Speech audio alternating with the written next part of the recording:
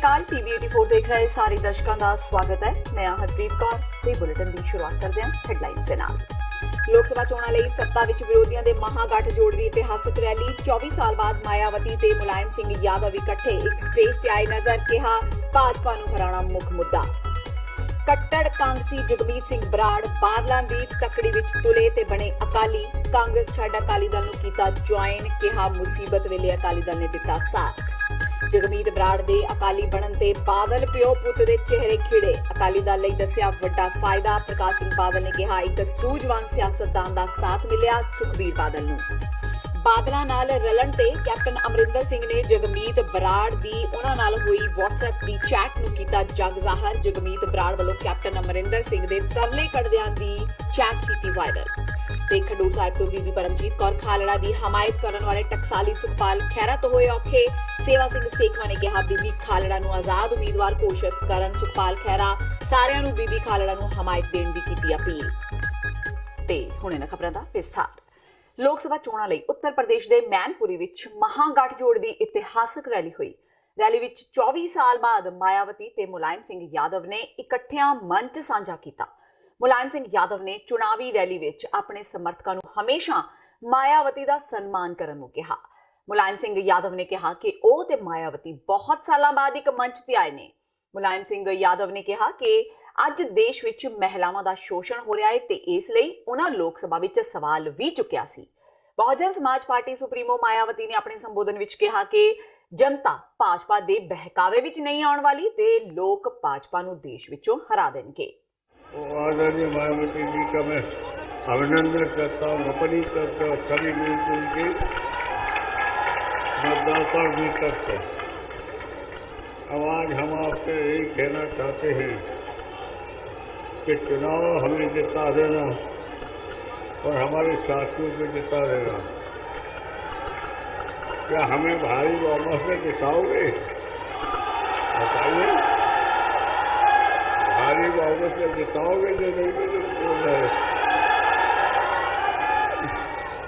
इसलिए बहुत हमें खुशी है, आपका स्वागत करते हैं, अभिनंदन करते हैं।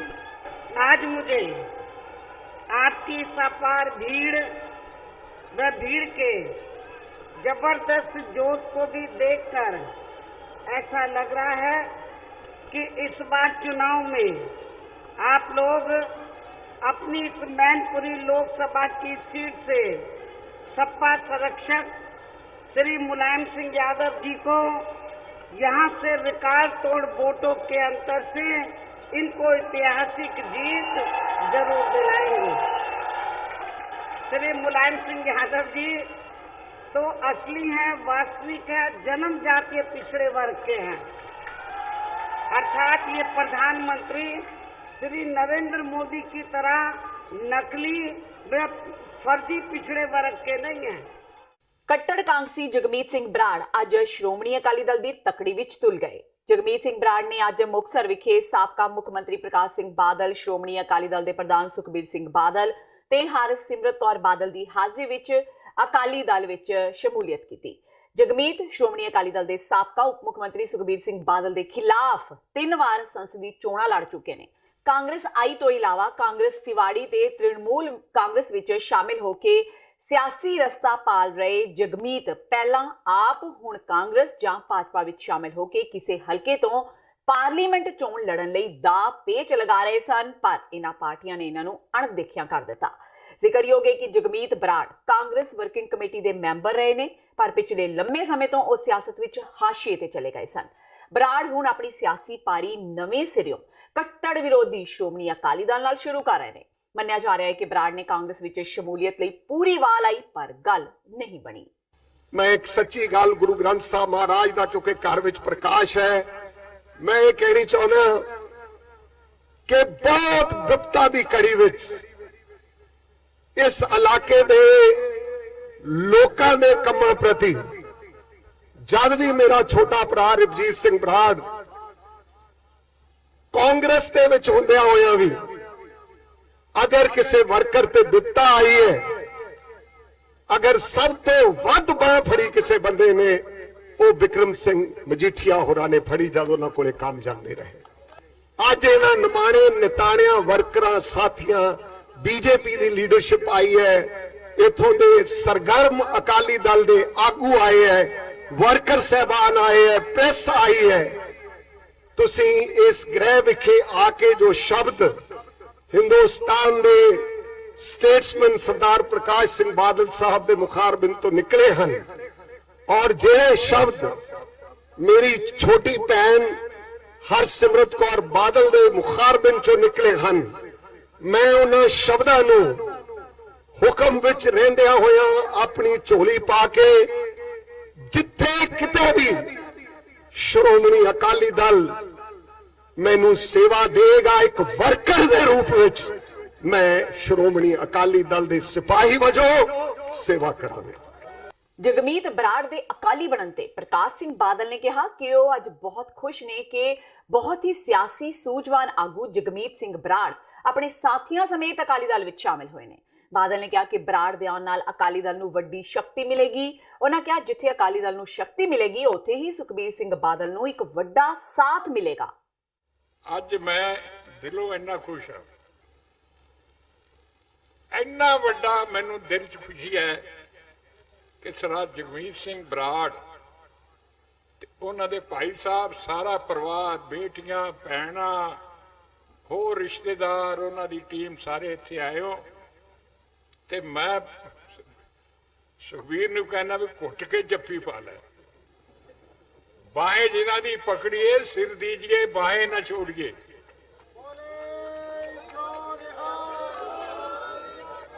ਦੇਖੋ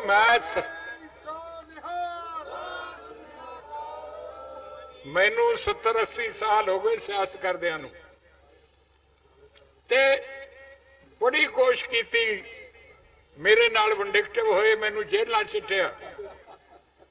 ਮੈਂ ਇਕੱਲਾ 5 ਵਾਰੀ ਚੀਫ ਮਿਨਿਸਟਰ ਨਹੀਂ ਬਣਿਆ, 15 ਸਾਲ ਜੇਲ੍ਹ ਵੀ ਕੱਟੀ ਹੈ ਇਸ ਕਾਂਗਰਸ ਦੇ ਜ਼ਮਾਨੇ 'ਚ, ਜਿਹੜੀ ਕਿ ਤੁਸੀਂ ਸਮਝਦੇ ਹੋ ਕਿ ਕੋਈ, ਮੇਰਾ ਖਿਆਲ ਹੈ ਹਿੰਦੁਸਤਾਨ 'ਚ ਕਿਸੇ ਨਹੀਂ ਕੱਟੀ। ਸ਼੍ਰੋਮਣੀ ਅਕਾਲੀ ਦਲ ਦੇ ਪ੍ਰਧਾਨ ਤੇ ਸਾਬਕਾ ਉਪ ਮੁੱਖ ਮੰਤਰੀ ਸੁਖਬੀਰ ਸਿੰਘ ਬਾਦਲ ਨੇ ਕਿਹਾ ਕਿ ਜਗਮੀਤ ਸਿੰਘ ਬਰਾੜ ਦੇ ਅਕਾਲੀ ਦਲ ਵਿੱਚ ਆਉਣ ਨਾਲ ਬਹੁਤ ਵੱਡੀ ਤਾਕਤ ਉਹਨਾਂ ਨੂੰ ਮਿਲੇਗੀ। ਉਹਨਾਂ ਕਿਹਾ ਕਿ ਇਸ ਇਲਾਕੇ ਵਿੱਚ ਹੁਣ ਕਾਂਗਰਸ ਦਾ ਕੁਝ ਨਹੀਂ ਰਿਹਾ। ਉਹਨਾਂ ਪੰਜਾਬ ਦੀ ਕਾਂਗਰਸ ਸਰਕਾਰ ਤੇ ਵਰਦਿਆਂ ਕਿਹਾ ਕਿ ਜਿਹੋ ਜਿਹੀਆਂ ਕਰਤੂਤਾਂ ਸਰਕਾਰ ਦੀਆਂ ਨੇ, ਉਹਨਾਂ ਕਰਕੇ ਆਉਣ ਵਾਲੇ 25 ਸਾਲ ਉਹ ਮੁੜ ਕੇ ਦੁਬਾਰਾ ਨਹੀਂ ਆਉਣਗੇ। ਸੁਖਬੀਰ ਬਾਦਲ ਨੇ ਉਹ ਦਿਨ ਵੀ ਯਾਦ ਕੀਤੇ ਜਦੋਂ ਜਗਮੀਤ ਸਿੰਘ ਬਰਾੜ ਦੇ ਵਿਰੁੱਧ ਚੋਣ ਲੜਦੇ ਸਨ। ਤੇ ਅੱਜ ਬਰਾੜ ਸਾਹਿਬ ਸਾਡੇ ਸ਼੍ਰੋਮਣੀ ਅਕਾਲੀ ਦਲ 'ਚ ਵਾਪਸ ਆਏ ਹੈ, ਘਰ ਆਏ ਹੈ। ਮੈਂ ਕਹਿ ਸਕਦਾ ਬਹੁਤ ਵੱਡੀ ਤਾਕਤ ਬਲ ਸ਼੍ਰੋਮਣੀ ਅਕਾਲੀ ਦਲ ਨੂੰ ਪੂਰੇ ਪੰਜਾਬ ਤਾਂ ਮਿਲਿਆ, ਇਸ ਇਲਾਕੇ 'ਚ ਤਾਂ ਬਹੁਤ ਬਲ ਮਿਲ ਗਿਆ। ਉਹਨਾਂ ਦੀ ਬਹੁਤ ਵਧੀਆ ਟੀਮ ਹੈ, ਡੈਡੀਕੇਟਡ ਟੀਮ ਹੈ। ਤੇ ਮੇਰੀ ਸਿਆਸਤ ਜੋ ਮੈਂ ਜਿੰਨਾ ਤੱਕ ਮੇਰੀ ਸੋਚ ਹੈ, ਜਾਂ ਮੇਰੀ ਸੋਚ ਹੈ ਮੈਂ ਟੀਮ ਨਾਲ ਲੜਦਾ ਹੁੰਦਾ, ਟੀਮ ਬਣਾ ਕੇ ਲੜਦਾ ਹੁੰਦਾ। ਅੱਜ ਸਾਡਾ ਹੀ ਸਾਰਾ ਟੀਮ ਵਰਕ ਹੈ। ਮੈਂ ਭਾਵੇਂ ਪ੍ਰਧਾਨ ਕਹਿਣ ਦੇ ਸਟੇਚਰ ਨਾਲ ਪ੍ਰਧਾਨ ਹੈ, ਪਰ ਮੈਂ ਕਿਤੇ ਆਪਣੇ ਉਹਨੂੰ ਪ੍ਰਧਾਨ ਨਹੀਂ ਸਮਝਿਆ, ਇੱਕ ਟੀਮ ਦਾ ਮੈਂਬਰ ਸਮਝਿਆ। ਜੋ ਵੀ ਜੰਗਾਂ ਅਸੀਂ ਲੜੀਆਂ ਐਜ਼ ਅ ਟੀਮ ਲੜੀਆਂ, ਸਾਰੇ ਅਸੀਂ ਬਹਿ ਕੇ ਇੱਕੋ ਹੀ ਲੈਵਲ ਤੇ ਅਸੀਂ ਹੋ ਜਾਂਦੇ ਹਾਂ, ਫਿਰ ਅਸੀਂ ਡਿਸਾਈਡ ਕਰਦੇ ਹਾਂ ਕਿਵੇਂ ਕਰਨਾ। ਤੇ ਜਿਹੜੀ ਟੀਮ ਨੂੰ ਕੋਈ ਚੰਗਾ ਇਨਸਾਨ ਸਾਡੇ ਚ ਆ ਜਾਏ, ਬਹੁਤ ਵੱਡਾ ਤਾਕਤ ਮਿਲੇ। ਮੈਂ ਕਹਿੰਦਾ ਇਸ ਇਲਾਕੇ 'ਚ ਹੁਣ ਕਾਂਗਰਸ ਦਾ ਕੁਝ ਰਹੂਗਾ ਨਹੀਂ। ਜਗਮੀਤ ਸਿੰਘ ਬਰਾੜ ਦੇ ਅੱਜ ਸ਼੍ਰੋਮਣੀ ਅਕਾਲੀ ਦਲ ਵਿੱਚ ਸ਼ਾਮਿਲ ਹੋਣ ਤੇ ਪ੍ਰਤੀਕਰਮ ਦਿੰਦਿਆਂ ਪੰਜਾਬ ਦੇ ਮੁੱਖ ਮੰਤਰੀ ਕੈਪਟਨ ਅਮਰਿੰਦਰ ਸਿੰਘ ਨੇ ਇਸ ਨੂੰ ਮੌਕਾ ਪ੍ਰਸਤੀ ਕਰਾਰ ਦਿੱਤਾ ਹੈ। ਉਹਨਾਂ ਕਿਹਾ ਕਿ ਪਹਿਲਾਂ ਬਰਾੜ ਨੇ ਕਾਂਗਰਸ ਵਿੱਚ ਵਾਪਸੀ ਲਈ ਸਿਰ ਤੋੜ ਯਤਨ ਕੀਤੇ, ਪਰ ਹੁਣ ਉਹ ਆਪਣੇ ਸਿਆਸੀ ਕਰੀਅਰ ਦੀ ਡੁੱਬਦੀ ਬੇੜੀ ਨੂੰ ਤਾਰਨ ਲਈ ਅਕਾਲੀ ਦਲ ਵਿੱਚ ਚਲੇ ਗਏ ਨੇ।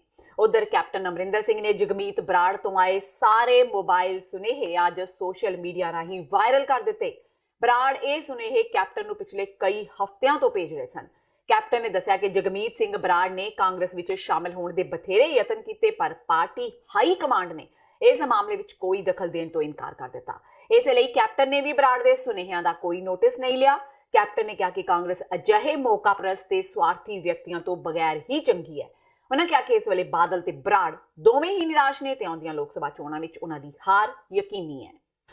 ਆਮ ਆਦਮੀ ਪਾਰਟੀ ਦੇ ਪੰਜਾਬ ਪ੍ਰਧਾਨ ਭਗਵੰਤ ਮਾਨ ਨੇ ਵੀ ਜਗਮੀਤ ਬਰਾੜ ਦੇ ਬਾਦਲਾਂ ਦੇ ਨਾਲ ਰਲਣ ਤੇ ਵਿਅੰਗ ਕੀਤਾ ਹੈ।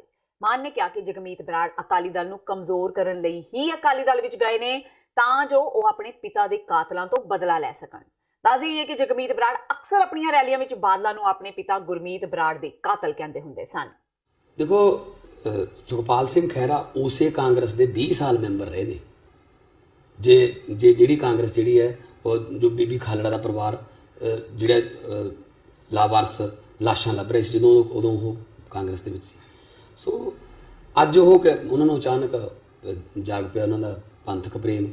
ਸੋ ਅਸੀਂ ਉਹੀ ਕਹਿੰਦੇ ਹਾਂ ਕਿ ਬੀਬੀ ਖਾਲੜਾ ਜੇਕਰ ਇਹ ਕਹਿ ਦੇ ਕਿ ਮੈਂ ਸੁਖਪਾਲ ਖਹਿਰਾ ਦੀ ਪਾਰਟੀ ਵੱਲੋਂ ਨਹੀਂ ਲੜ ਰਹੀ, ਮੈਨੂੰ ਨਹੀਂ ਚਾਹੀਦੀ ਇਹੋ ਜਿਹੀ ਪਾਰਟੀ ਜਿਹੜੀ ਬਣਾਈ ਉਹਨਾਂ ਨੇ, ਜਿਨ੍ਹਾਂ ਦੇ 20 ਸਾਲ ਕਾਂਗਰਸ ਦੀਆਂ ਤੇ ਤਾਰੀਫਾਂ ਕੀਤੀਆਂ ਤੇ MLA ਵੀ ਰਹੇ ਤੇ ਤਾਂ ਫਿਰ ਅਸੀਂ ਇਹਦੇ ਬਾਰੇ ਵਿਚਾਰ ਕਰ ਸਕਦੇ ਹਾਂ।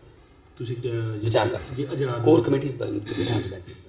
ਤੇ ਹੁਣ ਵੇਲਾ ਹੋ ਗਿਆ ਬ੍ਰੇਕ ਦਾ। ਬਾਕੀ ਦੀਆਂ ਖਬਰਾਂ ਇਸ ਬ੍ਰੇਕ ਤੋਂ ਬਾਅਦ।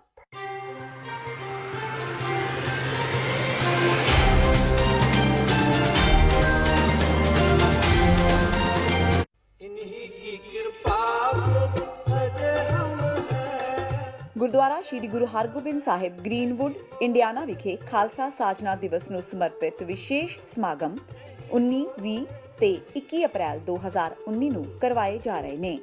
ਇਨ੍ਹਾਂ ਸਮਾਗਮਾਂ ਵਿੱਚ ਭਾਈ ਹਰਜਿੰਦਰ ਸਿੰਘ ਜੀ ਸ਼੍ਰੀਨਗਰ ਵਾਲੇ, ਗਿਆਨੀ ਭੁਪਿੰਦਰ ਸਿੰਘ ਜੀ, ਗਿਆਨੀ ਬਲਜੀਤ ਸਿੰਘ ਜੀ, ਗਿਆਨੀ ਸਾਹਿਬ ਸਿੰਘ ਜੀ ਤੇ ਭਾਈ ਮਹਿਲ ਸਿੰਘ ਜੀ ਦਾ ਢਾਡੀ ਜਥਾ ਵਿਸ਼ੇਸ਼ ਤੌਰ ਤੇ ਹਾਜ਼ਰੀ ਭਰਨਗੇ। 20 ਅਪ੍ਰੈਲ 2019 ਨੂੰ ਸਵੇਰੇ 11 ਵਜੇ ਖੰਡੇ ਬਾਟੇ ਦਾ ਅੰਮ੍ਰਿਤ ਛਕਾਇਆ ਜਾਵੇਗਾ। ਸਮੂਹ ਸੰਗਤਾਂ ਨੂੰ ਹੁਮ-ਹੁਮਾ ਕੇ ਪਹੁੰਚਣ ਦੀ ਬੇਨਤੀ ਕੀਤੀ ਜਾਂਦੀ ਹੈ। ਵਧੇਰੇ ਜਾਣਕਾਰੀ ਲਈ ਆਪ ਹੇਠ ਦਿੱਤੇ ਨੰਬਰਾਂ ਤੇ ਸੰਪਰਕ ਕਰ ਸਕਦੇ ਹੋ।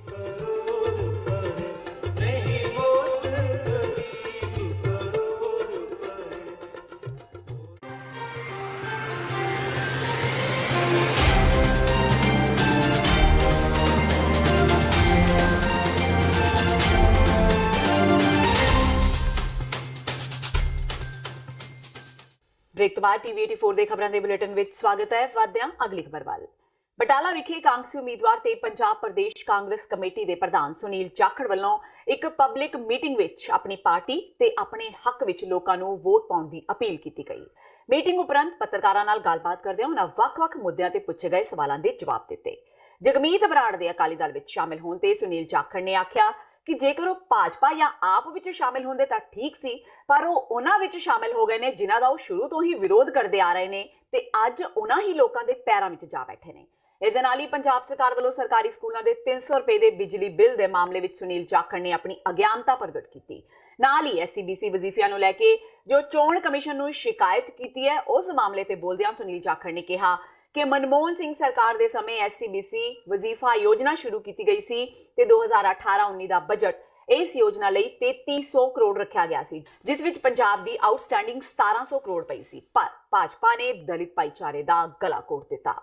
मुझे जो अफसोस इस बात का है कि एक आदमी जिसने कांग्रेस पार्टी के छत्र छाया में अकालियों के जबर के खिलाफ, अकालियों की भ्रष्टाचार, अकालियों ने जो पंजाब के अंदर नशे नुमा जो जहर फैलाया है उसके खिलाफ लड़ाई लड़ने वाला आज सुखबीर बादल के पैरों में जाके जब बैठ रहा है तो मुझे इस बात की आज दुख हो रहा है। आम आदमी पार्टी में चले जाते, बीजेपी में चले जाते तो शायद कोई ना कोई उसका औचित्य नजर आता, परंतु उस पार्टी में अपने राजनीतिक आकांक्षाओं के चलते हुए वो गए हैं। मैं समझता हूँ उनको खुद इस बात के ऊपर बाद में पछताएंगे। दलित बच्चों वास्ते 3300 करोड़ रुपया पिछले साल 18-19 ਦਾ ਬਜਟ ਇਹਨਾਂ ਦਾ ਸੀਗਾ था, ਉਹਦੇ ਚੋਂ ਕੱਲੇ 1700 ਕਰੋੜ ਰੁਪਏ ਪੰਜਾਬ ਦੀ ਆਊਟਸਟੈਂਡਿੰਗ ਪਈ ਸੀਗੀ। ਇਹਨਾਂ ਨੇ ਗਲਾ ਘੋਟਤਾ ਦਲਿਤ ਭਾਈਚਾਰੇ ਦੀ ਨੌਜਵਾਨੀ ਦਾ। ਬੀਜੇਪੀ ਦੀ ਸੋਚ ਦਲਿਤ ਵਿਰੋਧੀ ਹੈ, ਘੱਟ ਗਿਣਤੀ ਕੌਮਾਂ ਦੇ ਵਿਰੋਧੀ ਹੈ, ਪੰਜਾਬ ਵਿਰੋਧੀ ਹੈ। ਉਹਨਾਂ ਨੂੰ ਸਭ ਤੋਂ ਜ਼ਿਆਦਾ ਪਰਸੈਂਟੇਜ ਦਲਿਤ ਭਾਈਚਾਰੇ ਦੀ ਪੰਜਾਬ 'ਚ ਹੈ। ਸਭ ਤੋਂ ਜ਼ਿਆਦਾ ਇਸਤੇਮਾਲ ਇਸ ਸਕੀਮ ਦਾ ਬੱਚਿਆਂ ਨੂੰ ਪੜ੍ਹਾਉਣ ਵਾਸਤੇ ਹੋਇਆ ਪੰਜਾਬ 'ਚ ਹੋਇਆ ਤੇ ਪੰਜਾਬ ਦੇ ਦਲਿਤ ਭਾਈਚਾਰੇ ਨੂੰ ਮਾਰਨ ਵਾਸਤੇ ਇਹਨਾਂ ਨੇ ਆ ਜਿਹੜੀ ਸਕੀਮ ਹੈ ਕੇਂਦਰ ਤੋਂ ਵਿਡਰਾ ਕਰਕੇ ਸਾਰਾ ਜਿਹੜਾ ਵਜਨ ਹੈ ਪੰਜਾਬ ਸਰਕਾਰ ਦੇ ਉੱਤੇ ਪਾਤਾ। ਇਹਦੇ ਵਾਸਤੇ ਮੈਂ ਕਹੂੰਗਾ ਵੀ ਪੰਜਾਬ ਦੇ ਲੋਕਾਂ ਨੂੰ ਤੇ ਦਲਿਤ ਭਾਈਚਾਰੇ ਨੂੰ ਮੋਦੀ ਸਾਹਿਬ ਨੂੰ ਸਵਾਲ ਪੁੱਛਣੇ ਚਾਹੀਦੇ ਹੈ। ਉਹਨਾਂ ਨੇ ਮਨ ਕੀ ਬਾਤ ਤਾਂ ਬਹੁਤ ਕਰ ਲਈ, ਹੁਣ ਉਹਨਾਂ ਨੂੰ ਗਰੀਬਾਂ ਦੇ ਮਨ ਦੀ ਬਾਤ ਸੁਣਨੀ ਪਊ। ਸ਼੍ਰੋਮਣੀ ਅਕਾਲੀ ਦਲ ਟਕਸਾਲੀ ਦੇ ਆਗੂਆਂ ਵੱਲੋਂ ਬੀਬੀ ਪਰਮਜੀਤ ਕੌਰ ਖਾਲੜਾ ਨੂੰ ਸਮਰਥਨ ਦੇਣ ਤੇ ਸਿਆਸਤ ਕਾਫੀ ਗਰਮਾ ਗਈ ਹੈ। ਇਸ ਬਾਰੇ ਸ਼੍ਰੋਮਣੀ ਅਕਾਲੀ ਦਲ ਟਕਸਾਲੀ ਦੇ ਮੁੱਖ ਬੁਲਾਰੇ ਸੇਵਾ ਸਿੰਘ ਸੇਖਵਾਂ ਨੇ ਸਫਾਈ ਦਿੱਤੀ ਹੈ ਕਿ ਉਹ ਸੁਖਪਾਲ ਖਹਿਰਾ ਨੂੰ ਨਹੀਂ ਬਲਕਿ ਬੀਬੀ ਖਾਲੜਾ ਨੂੰ ਸਮਰਥਨ ਦੇ ਰਹੇ ਨੇ, ਕਿਉਂਕਿ ਬੀਬੀ ਖਾਲੜਾ ਦੇ ਪਤੀ ਜਸਵੰਤ ਸਿੰਘ ਖਾਲੜਾ ਨੇ ਕੌਮ ਲਈ ਵੱਡੀ ਕੁਰਬਾਨੀ ਦਿੱਤੀ ਹੈ ਜਿਸ ਨੂੰ ਕਦੇ ਵੀ ਭੁਲਾਇਆ ਨਹੀਂ ਜਾ ਸਕਦਾ। ਉਹਨਾਂ ਕਿਹਾ ਕਿ ਸ਼੍ਰੋਮਣੀ ਅਕਾਲੀ ਦਲ ਟਕਸਾਲੀ ਕੋਰ ਕਮੇਟੀ ਦੀ ਅਗਲੀ ਮੀਟਿੰਗ ਵਿੱਚ ਫੈਸਲਾ ਲਵੇਗੀ ਕਿ ਪੰਜਾਬ ਦੀਆਂ ਬਾਕੀ ਸੀਟਾਂ ਉੱਤੇ ਕਿਸ ਉਮੀਦਵਾਰ ਤੇ ਕਿਸ ਪਾਰਟੀ ਦਾ ਸਮਰਥਨ ਕਰਨਾ ਹੈ। ਦਰਅਸਲ ਸੇਵਾ ਸਿੰਘ ਸੇਖਵਾਂ ਬਟਾਲਾ ਵਿੱਚ ਇੱਕ ਪ੍ਰੈਸ ਕਾਨਫਰੰਸ ਨੂੰ ਸੰਬੋਧਨ ਕਰ ਰਹੇ ਸਨ। ਇਸ ਮੌਕੇ ਉਹਨਾਂ ਕਿਹਾ ਕਿ ਸਭ ਪੰਥਕ ਜਥੇਬੰਦੀਆਂ ਨੂੰ ਇਕਜੁੱਟ ਹੋ ਕੇ ਬੀਬੀ ਖਾਲੜਾ ਦੀ ਜਿੱਤ ਯਕੀਨੀ ਬਣਾਉਣੀ ਚਾਹੀਦੀ ਹੈ। ਸਾਡੀ ਪਾਰਟੀ ਦੇ ਪ੍ਰਧਾਨ ਨੇ ਕੱਲ੍ਹ ਹੀ ਇਹ ਅਪੀਲ ਜਿਹੜੀ ਆ ਬੀਬੀ ਖਾਲੜਾ ਦੇ ਹੁੰਦਿਆਂ ਉਹਨਾਂ ਦੀ ਪਾਰਟੀ ਨੂੰ ਵੀ ਕੀਤੀ ਆ, ਉਹਨਾਂ ਦੇ ਪ੍ਰਧਾਨ ਨੂੰ ਵੀ ਕੀਤੀ ਆ ਕਿ ਬੀਬੀ ਖਾਲੜਾ ਦੀ ਜਿਹੜੀ ਆ ਉਹ ਉਹਨਾਂ ਨੂੰ ਕਿਸੇ ਪਾਰਟੀ ਵੱਲੋਂ ਨਹੀਂ ਸਮਝਿਆ ਜਾਣਾ ਚਾਹੀਦਾ। ਉਹ ਸਾਰੇ ਪੰਜਾਬੀਆਂ ਦੇ ਕੈਂਡੀਡੇਟ ਬਣਨ।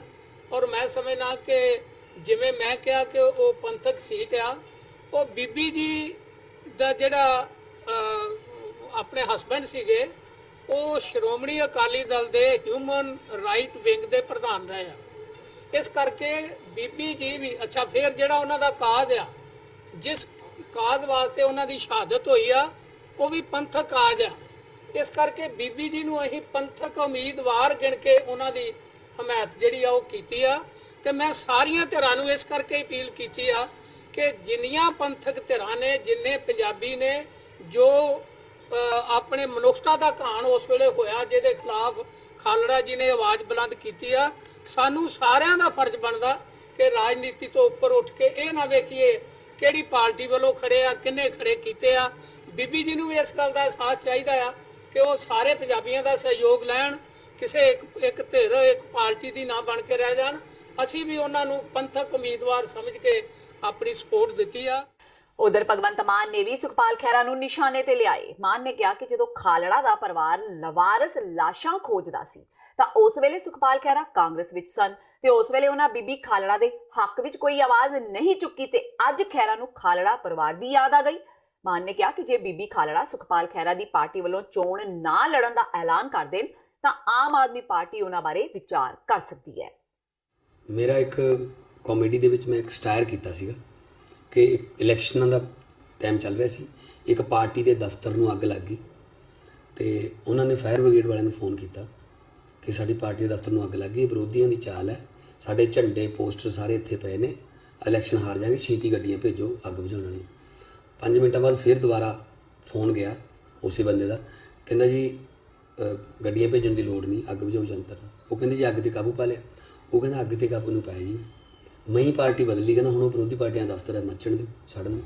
ਸੋ ਕਿਰਪਾ ਕਰਕੇ ਜਗਮੀਤ ਬਰਾੜ ਜੀ ਨਾਲ ਇਹ ਵੀ ਦੱਸ ਦੇਣ ਹੈਸ਼ਟੈਗ ਲਾ ਕੇ ਵੀ ਕਿੰਨਵੀਂ ਵਾਰ ਇਹਨਾਂ ਨੇ ਪਾਰਟੀ ਬਦਲੀ ਹੈ।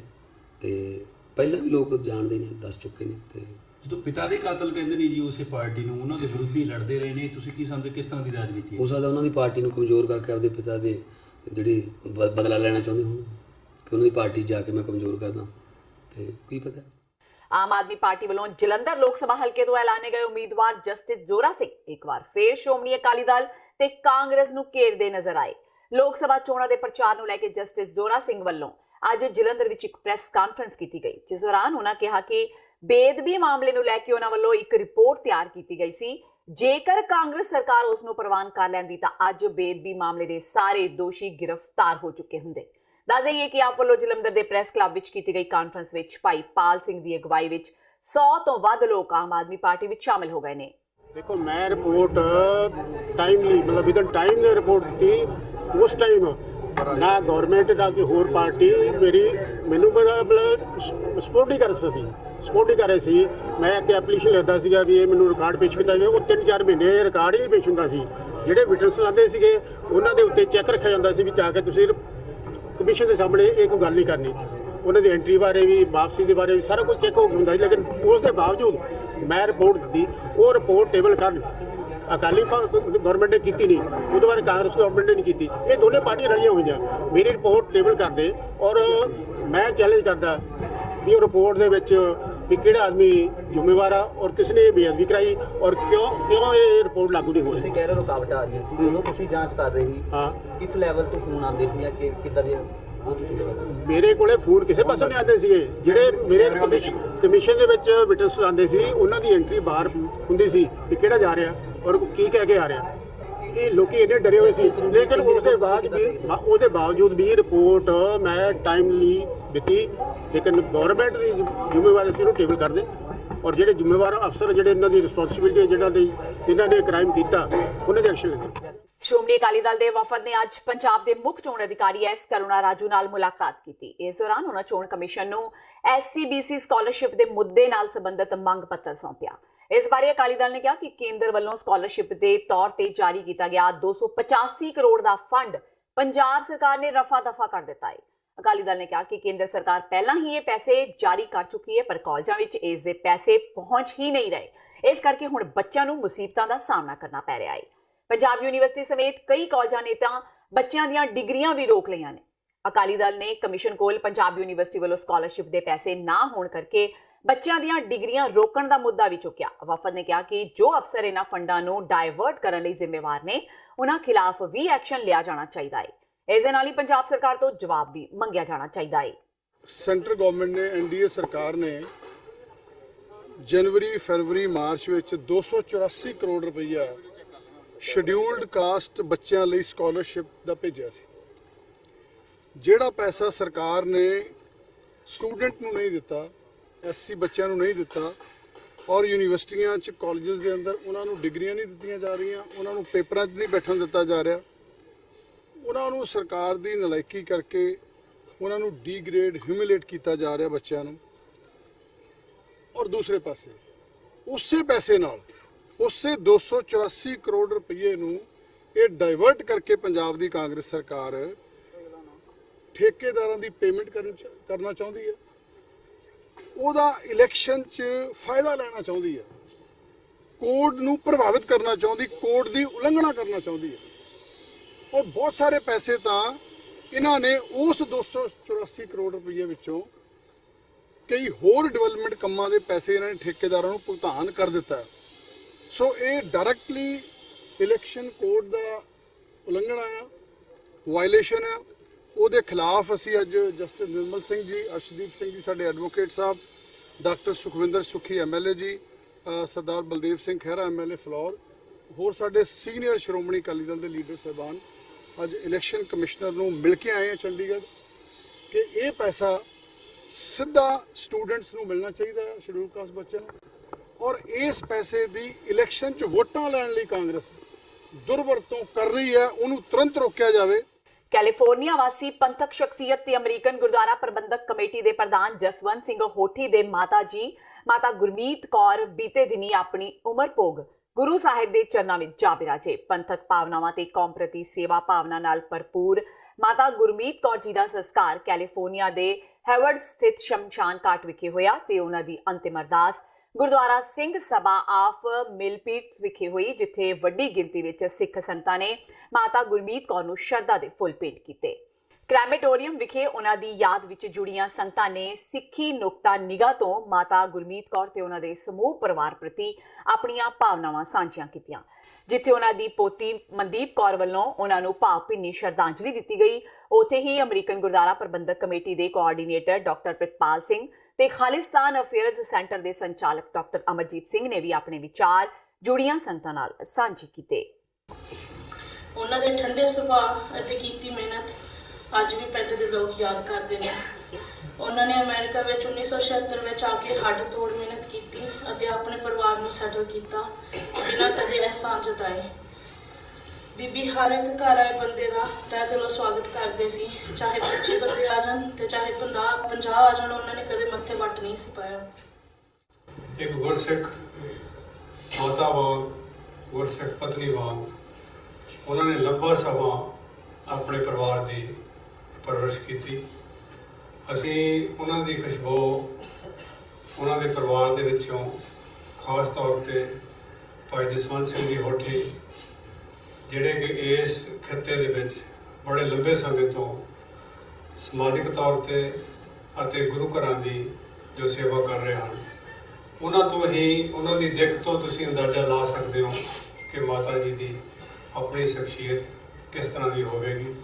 ਭਾਵੇਂ ਕਿ ਉਹ ਬੋਲਣ ਵਿੱਚ ਬਹੁਤ ਘੱਟ ਬੋਲਦੇ ਸਨ, ਪਰ ਹਮੇਸ਼ਾ ਖਿੜੇ ਮੱਥੇ ਬੱਚਿਆਂ ਵਾਂਗ ਸਾਨੂੰ ਵੀ ਪਿਆਰ ਦਿੰਦੇ ਸੀ।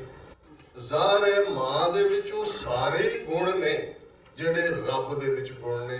ਉਹਦੇ 'ਚ ਉਹ ਬਖਸ਼ਿੰਦ ਗੁਣ ਵੀ ਹੈ, ਉਸ 'ਚ ਬੱਚੇ ਬੱਚੀ ਨੂੰ ਅੰਤਾਂ ਦੀ ਮੁਹੱਬਤ ਕਰਨਾ ਵੀ ਹੈ। ਇਹਦੇ ਬਾਵਜੂਦ ਬੱਚੇ ਬੱਚੀਆਂ ਕਿਵੇਂ ਦੀਆਂ ਨਿਕਲਣ, ਅਸੀਂ ਬਹੁਤ ਕਹਾਣੀਆਂ ਸਾਡੇ ਫੋਕਲੋਰ ਦੇ ਵਿੱਚ ਨੇ, ਚੋਰ ਡਾਕੂ ਕਿਸ ਕਿਸਮ ਦੇ ਵੀ ਹੋ ਜਾਂਦੇ ਨੇ, ਪਰ ਅਖੀਰ ਵੇਲੇ ਫਾਂਸੀ ਦੇ ਤਖਤੇ ਦੇ ਉੱਤੇ ਵੀ ਜੇ ਉਹ ਵੀ ਯਾਦ ਕਰਦਾ ਹੈ ਤੇ ਮਾਂ ਨੂੰ ਕਰਦਾ ਹੈ, ਤੇ ਮਾਂ ਦੇ ਲਈ ਜਿੰਨਾ ਮਰਜ਼ੀ ਵੱਡਾ ਗੁਨਾਹਗਾਰ ਬੱਚਾ ਹੋਏ ਉਹ ਉਸ ਦਾ ਆਪਣਾ ਹੁੰਦਾ ਹੈ। ਤੇ ਇਸ ਰਿਸ਼ਤੇ ਨੂੰ ਮੈਂ ਮਹਿਸੂਸ ਕਰਦਾ ਹਾਂ। ਬੇਵਕਤੀ ਮੌਤ ਜਦੋਂ ਆਉਂਦੀ ਹੈ ਤਾਂ ਉਸ ਦਾ ਸ਼ੋਕ ਮਨਾਇਆ ਜਾਂਦਾ ਹੈ, ਪਰ ਜਦੋਂ ਮੌਤ ਦੇ ਵਕਤ ਆਉਂਦੀ ਹੈ ਤਾਂ ਸੱਚਮੁੱਚ ਉਹ ਸੈਲੀਬ੍ਰੇਸ਼ਨ ਬਣ ਜਾਂਦੀ ਹੈ। ਸਾਡੇ ਬੀਜੀ ਸਿਰਫ ਜਸਵੰਤ ਸਿੰਘ ਹੋਠੀ ਜਾਂ ਜਿਨ੍ਹਾਂ ਨੂੰ ਉਹਨਾਂ ਨੇ ਆਪਣੀ ਕੁੱਖ ਚੋਂ ਜਨਮ ਦਿੱਤਾ, ਸਿਰਫ ਉਹਨਾਂ ਦੀ ਹੀ ਮਾਂ ਨਹੀਂ ਸੀ। ਜੋ ਵੀ ਸਾਡੇ ਵਰਗਾ ਉਹਨਾਂ ਦੇ ਸੰਪਰਕ ਦੇ ਵਿੱਚ ਆਇਆ ਉਹ ਸੱਚਮੁੱਚ ਉਸ ਦੀ ਮਾਂ ਸੀ। ਮੈਂ ਪਹਿਲੀ ਵਾਰ ਹੋਠੀ ਸਾਹਿਬ ਨੂੰ, ਭਾਈ ਜਸਵੰਤ ਸਿੰਘ ਜੀ ਹੋਠੀ ਜੀ, ਇਹਨਾਂ ਨੂੰ 1993 ਚ ਮਿਲਿਆ ਸੀ। ਉਸ ਤੋਂ ਬਾਅਦ ਲਗਾਤਾਰ ਪਰਿਵਾਰਕ ਤੌਰ ਤੇ, ਨਿੱਜੀ ਤੌਰ ਤੇ, ਪੰਥਕ ਤੌਰ ਤੇ ਸਾਡੀ ਸਾਂਝ ਜਿਹੜੀ ਆ ਉਹ ਦਿਨ ਬ ਦਿਨ ਵੱਧਦੀ ਗਈ। ਬਹੁਤ ਸਾਰੀਆਂ ਗੱਲਾਂ ਜਦੋਂ ਕੌਮ ਦੇ ਵਿੱਚ ਕੋਈ ਉਤਰਾਅ ਚੜ੍ਹਾਅ ਹੁੰਦਾ ਹੈ, ਗੱਲਾਂ ਬਾਤਾਂ ਹੁੰਦੀਆਂ ਤਾਂ ਅਸੀਂ ਘੰਟਿਆਂ ਬੱਧੀ ਵਿਚਾਰ ਕਰਦੇ ਹਾਂ।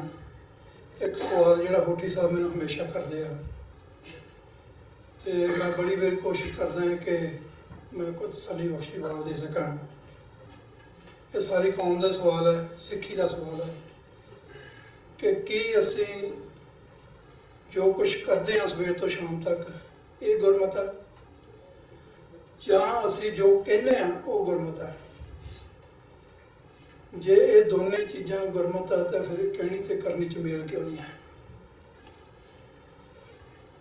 ਸੋ ਇਹ ਸਵਾਲ ਜਿਹੜਾ ਸਾਡੇ ਸਾਰੇ ਅੱਗੇ ਹੈਗਾ, ਇਹੀ ਕੌਮ ਦੀ ਤਰਾਸਦੀ ਵੀ ਹੈ ਕਿ ਜਿਹੜੇ ਤੁਸੀਂ ਸਾਡੇ ਪਰਿਵਾਰ ਨੂੰ, ਹੋ ਸਕਦਾ ਸਾਡੀ ਔਕਾਤ ਨਾ ਹੋਵੇ, ਪਰ ਜਿੰਨਾ ਪਿਆਰ ਤੁਸੀਂ ਸਾਨੂੰ ਦਿੱਤਾ ਹੈ, ਮੈਂ ਹਮੇਸ਼ਾ ਅਰਦਾਸ ਕਰਦਾ ਸੱਚੇ ਪਾਤਸ਼ਾਹ, ਸੰਗਤ ਦਾ ਪਿਆਰ ਗੁਰੂ ਦਾ ਪਿਆਰ ਹੈ। ਇੰਨਾ ਕੁਛ ਕਰਦੇ ਹਾਂ ਸਾਡੇ ਪਰਿਵਾਰ ਕੋਲੋਂ ਕੋਈ ਵੀ ਗਲਤੀ ਹੋ ਜਾਏ ਤੇ ਗੁਰੂ ਗ੍ਰੰਥ ਗੁਰੂ ਪੰਥ ਹਮੇਸ਼ਾ ਬਖਸ਼ਣਹਾਰ ਹੈ। ਮੈਂ ਕੱਲੇ ਕੱਲੇ ਦਾ ਨਾਂ ਲਵਾਂ, ਜਿੰਨੇ ਵੀ ਇੱਥੇ ਬੈਠੇ ਨੇ, ਕੱਲਾ ਕੱਲਾ ਬੁਲਾਰਾ ਬੜਾ ਸਤਿਕਾਰਯੋਗ ਹੈ। ਸਮੁੱਚੀਆਂ ਪ੍ਰਬੰਧਕ ਕਮੇਟੀਆਂ ਪਹੁੰਚੀਆਂ ਨੇ। ਮੈਂ ਬਾਰ-ਬਾਰ ਅਰਦਾਸ ਕਰਦਾ ਸੱਚੇ ਪਾਤਸ਼ਾਹ, ਤੁਹਾਡਾ ਸਾਡਾ ਪਿਆਰ ਜੋ ਹੈ ਉਹ ਇਵੇਂ ਹੀ ਬਣਾਈ ਰੱਖਣ। ਤੇ ਇਹ ਸਨ ਹੁਣ ਤੱਕ ਦੀਆਂ ਖਬਰਾਂ। ਜਾਂਦੇ ਇੱਕ ਵਾਰ ਫੇਰ ਨਜ਼ਰ ਮਾਰਦੇ ਹਾਂ ਮੁੱਖ ਖਬਰਾਂ ਤੇ।